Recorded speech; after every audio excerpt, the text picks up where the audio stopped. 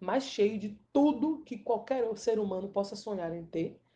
Porém, ele tinha desobedecido a Deus, ele já tinha se casado com mais de, juntando concubinas e esposas, foram mais de 1.000 mulheres, e era um homem que se encontrava vazio e sem sentido para a sua vida.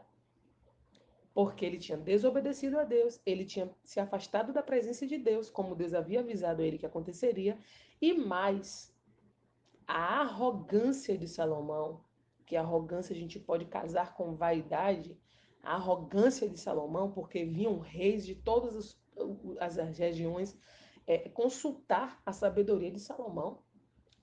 Tem lá no livro de Provérbios, a rainha de Sabá vai visitar Salomão para conhecer de perto aquilo que ela tinha ouvido falar, que era a sabedoria de Salomão. Então, ele se envaideceu sim, se tornou arrogante, sim, senhor. E fica claro a arrogância dele no momento em que ele se revolta, quando ele percebe que mesmo tendo tudo que ele tem, ele vai morrer como qualquer ser humano. E ele diz isso em várias passagens aqui em Eclesiastes. O que é que adianta ser sábio se eu vou acabar como todos os tolos? A morte vai vir para mim como virá para qualquer um. Salomão, que começou a se sentir Deus, ele queria ser Deus, sabe? O mesmo pecado que o diabo caiu. Salomão caiu exatamente no mesmo pecado que originou todas as desgraças e mazelas do mundo, porque o diabo queria ser Deus. Salomão não queria morrer. Salomão queria ser imortal, porque já que ele tinha tudo, que ele podia tudo, que ele era o homem mais poderoso da sua época, ele não deveria morrer, né? Ele não deveria morrer. Esse era o pensamento de Salomão. E aí ele vai falar que todos morrem, né? Como ele diz aqui no capítulo 2 de Eclesiastes, no versículo 16, ninguém lembra para sempre dos sábios, como ninguém lembra dos tolos. No futuro todos nós seremos esquecidos, todos morreremos, tanto os sábios como os tolos. Aí você vê que ele já não tinha mais tanta sabedoria, né? Aliás, mesmo sendo tão sábio, Salomão não tinha noção do futuro.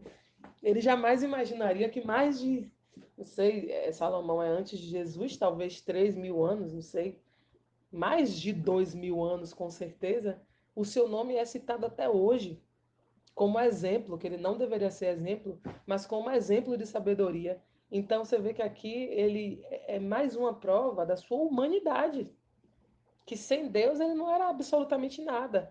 Talvez se ele ainda tivesse aqui com a unção de Deus, com a proximidade de Deus, o próprio Senhor revelaria a ele que a história dele seria lembrada por muitos séculos, por milhares de anos, na verdade. Mas ele aqui ele estava tão desgostoso, tão perdido, tão afastado do Senhor, porque não é Deus que nos abandona, somos nós que nos afastamos de Deus. Isso fica claro em Gênesis, quando Adão e Eva pecam e eles se escondem do Senhor. Deus desce ao Éden como sempre desceu, procura eles como sempre procuraram, são eles que se escondem de Deus. Então Deus está sempre aqui. Deus está sempre nos querendo, como um pai que quer sempre o seu filho, por mais que o seu filho erre. Mas somos nós que nos escondemos e o pecado nos traz a vergonha, a culpa. E é pela culpa e pela vergonha que a gente às vezes resiste em não procurar a Deus, por vergonha e por culpa, sendo que nós já fomos perdoados. Nós já fomos perdoados. Então, Eclesiastes, né? Eu até fiz algumas anotações aqui, que Salomão já estava afastado de Deus quando ele escreve Eclesiastes, e isso fica claro, né? É, que Deus, você pode ter todas as coisas, mas sem a presença de Deus você vive num eterno vazio. E a inconformação com a morte reflete justamente o quanto Salomão estava soberbo na sua posição. A vaidade é um pecado perigosíssimo, a soberba é algo extremamente perigoso. Agora sim, Eclesiastes é um livro carregado de filosofia sobre a vida, muita filosofia triste, é por isso que eu digo, se você não está muito bem emocionalmente, não lê Eclesiastes.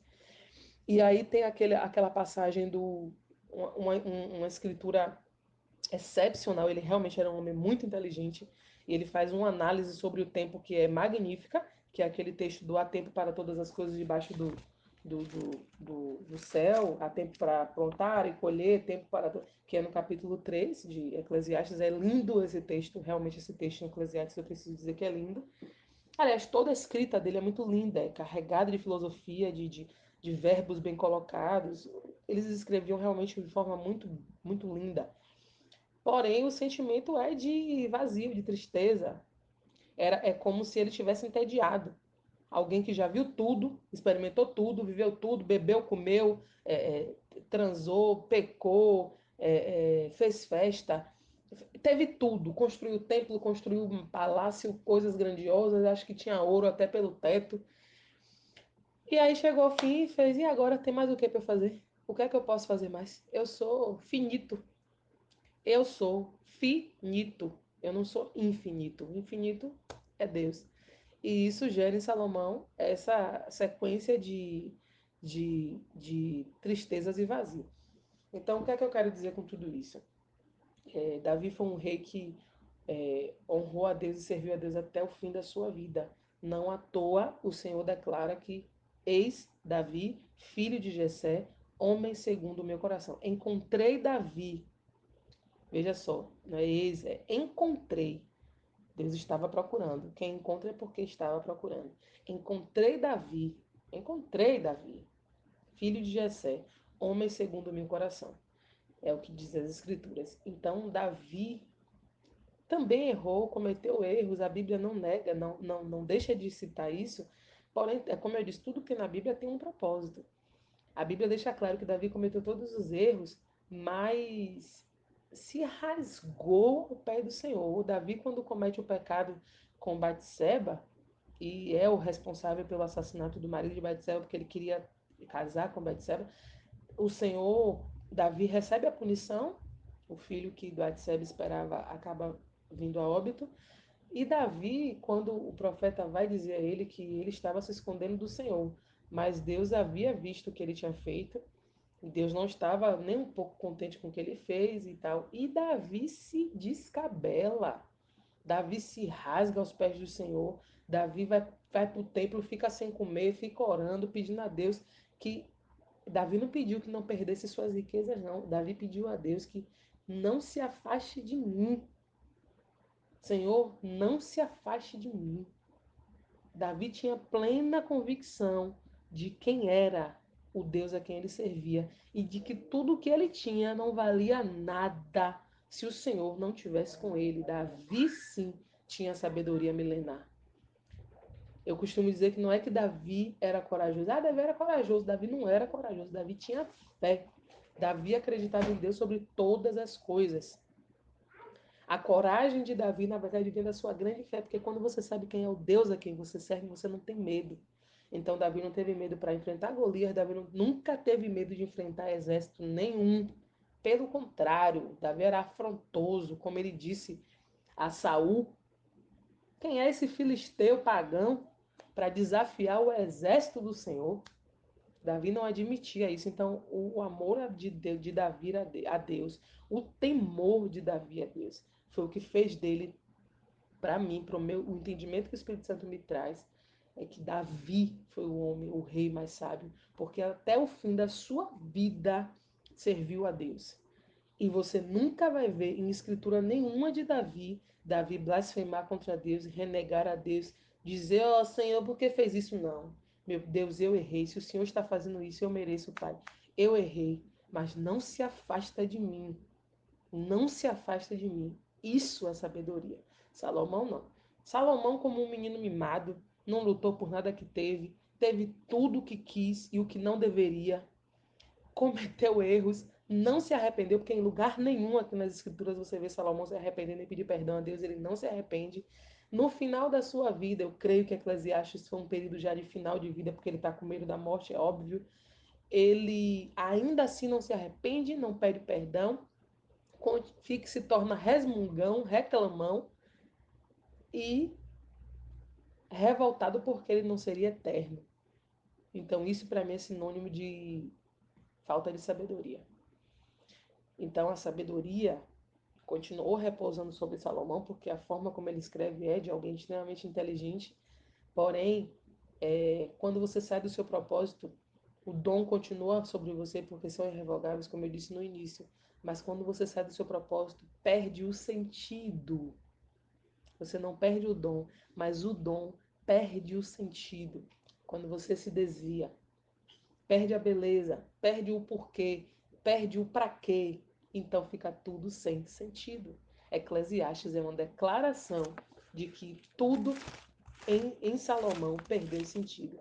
E no final de Eclesiastes, tem uma passagem, deixa eu ver se eu encontro aqui. No final de Eclesiastes, no último versículo, nos dois últimos versículos, no capítulo 12, versículo 13 e 14, ele fala: observe, de tudo o que foi dito, a conclusão é esta. Observe, depois dele ter chorado todas as lamentações dele em Eclesiastes, ele diz: de tudo o que foi dito, a conclusão é esta: tema a Deus e obedeça aos seus mandamentos, porque foi para isso que fomos criados. Nós teremos de prestar contas a Deus de tudo o que fizermos, até daquilo que fizermos em segredo, seja o bem ou o mal. Então aqui eu creio que Salomão teve um lampejo de lucidez. Ele tinha consciência do que tinha feito. Ele admite aqui que ele sabe o que ele fez e ele orienta as pessoas que vão ler que tema a Deus e obedeça os seus mandamentos, porque foi para isso que fomos criados. Foi para isso que Deus derramou todos os dons espirituais sobre cada um de nós. Foi para isso que Deus derramou sobre ele a sabedoria, para que ele temesse a Deus e obedecesse os mandamentos. E Deus avisou ele inúmeras vezes. O seu pai Davi avisou, foi o último conselho de Davi para ele. Só que ainda assim, você não vê aqui Salomão pedir perdão a Deus. Porque ele estava soberbo demais. Revoltado porque ia morrer como qualquer um e não seria lembrado. Do que adianta ser sábio se no final vão morrer como os tolos e você esquecido como eles? Então Salomão estava tão revoltado com a soberba dele, com a vaidade dele, que ainda assim ele não pede perdão. Ele admite que devemos ser obedientes a Deus e respeitar, seguir os seus mandamentos, mas ele não pede perdão. Então, fica claro para mim que falar sobre Salomão da maneira como eu vejo atualmente as pessoas falando, tem um livro até que fala sobre isso, Salomão, o rei mais sábio da história. Eu não li esse livro, não vou julgar, não posso, não devo, não vou. Porém, eu não sei, às vezes tem livro que tem um tema, uma capa com título chamativo, mas aí quando você vai ler, na verdade, pode ser até que tenha algumas críticas pesadas ali dentro, mas eu duvido muito, porque a imagem de Salomão tem sido usado muito como símbolo de prosperidade barra riqueza, porque prosperidade envolve centenas de coisas que não só valor financeiro. É bom ter dinheiro, é ótimo ter dinheiro, a gente precisa ter dinheiro nessa vida. É o sonho de todas as pessoas terem condição, principalmente para quem tem filho, contas a pagar, e nos últimos tempos é tudo tão difícil financeiramente. Porém, prosperidade está para além de riquezas.